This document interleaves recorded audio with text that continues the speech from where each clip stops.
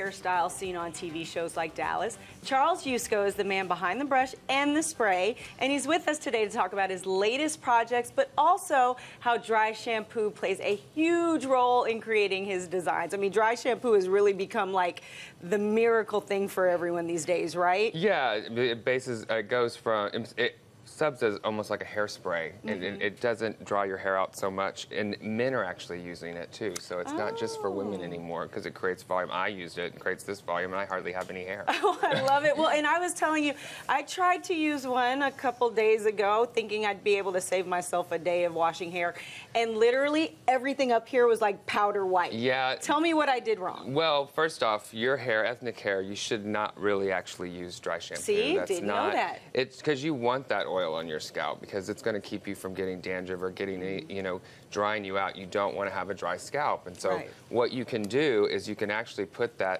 dry shampoo on the ends of your hair. I'm just going to... He's going to demonstrate. You want it to be a spray, not the powder. But if you're going to do that, you'd want to hit up underneath it, and it gives it that volume that you want without the heaviness of a hairspray. And I think it's hard to find some really good dry shampoos that don't leave a lot of residue around. My favorite is Kevin Murphy. It's just an amazing. They have a large one and they have a small one for your desk or your car or wherever you go and travel. And it actually smells pretty good. It smells amazing, and it doesn't. It looks like it has a lot, but I mean, I'm not really. Yeah. It's pretty You're nice. Not all chalky over there. If you go to Urban Outfitters, you get the old school one. This is what originated. They've recreated the formula, and now it's instead of powder. Okay. It does have powder, but it's the hair powder instead of baby powder. But that creates a lot. Sorry, cameras. Yeah. Yeah, I can see and that. On Dallas, my key saying is spraying y'all. Ah. Because we have to, wherever we're going to spray, we have in front of a camera. I got to spray y'all so they can move that lens out of the way. I love it. And tell us a little bit about Dallas, because of course, unfortunately, we recently found out that it had been canceled, but there's some grassroots stuff trying to get it back going, right? Yeah, I mean, the fans have just really have jumped in there, and I don't think TNT knew what was going to hit them. Sure. They were not. Mike and Cynthia and Ken have been the best leaders that anybody could have for producers. They have been solid and just pushing. They started my career for this, like launching me, and it's been incredible.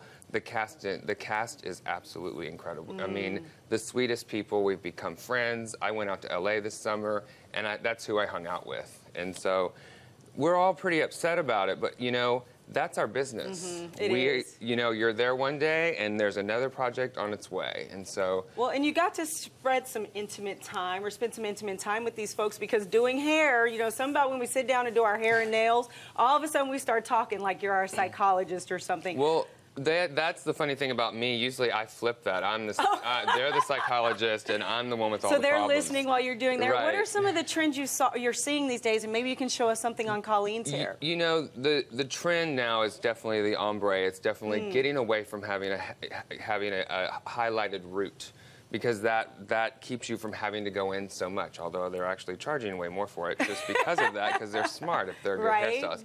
I don't spend much of my time in the salon. I focus just on film hairstyles. And so a lot of natural wave is really, really hitting. And I was out in LA, and the thing about being in LA is that people don't do their hair because they always have their hair done.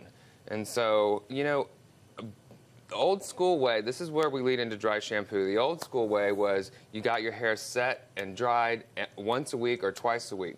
Well, that's really how you should be doing your hair. And dry shampoo is kind of the in-between. So you're not having to always restyle your hair, put a hot iron on it, put a blow dryer on it.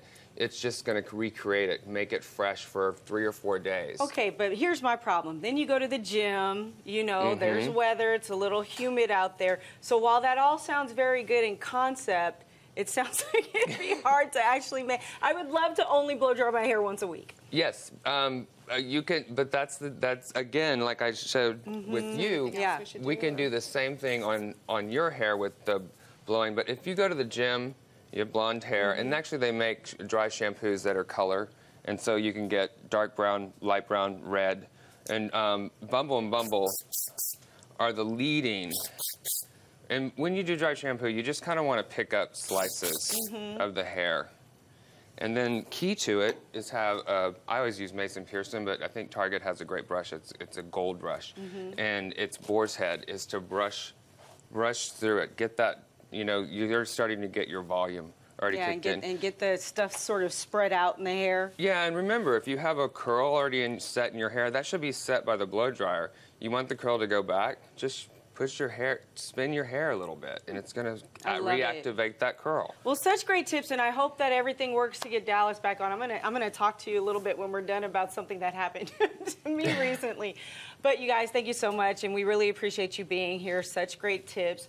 Make sure you check out our website, thebroadcasttv.com, for all of these great tips. We'll be right back.